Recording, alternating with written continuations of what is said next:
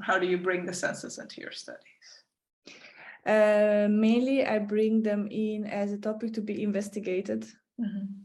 So sometimes when I've been teaching in the past in different settings, though not within this curriculum, where you have to have some breaking the ice exercise to start, there I often use the senses. So maybe I make people draw something by having their eyes closed and having to touch the object that they're drawing, or you can insert some memory game between people where they have to use the senses instead of visually,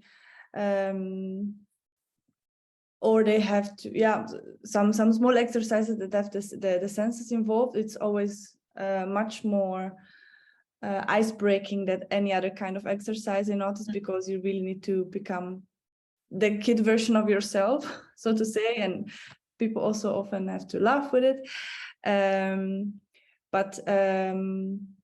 So as a ice-breaking exercise, that, and also memory games connected either with smell or with touch, which both you can train a lot, also as a memory game in general.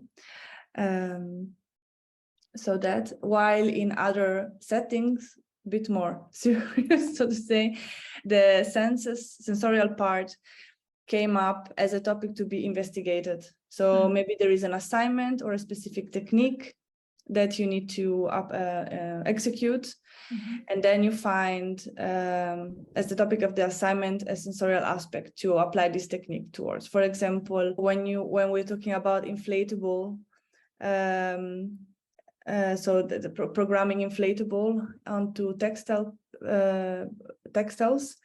you can connect it with the way you would feel, or like focus the design of them specifically on how they would feel, not how they would look, but how they would feel.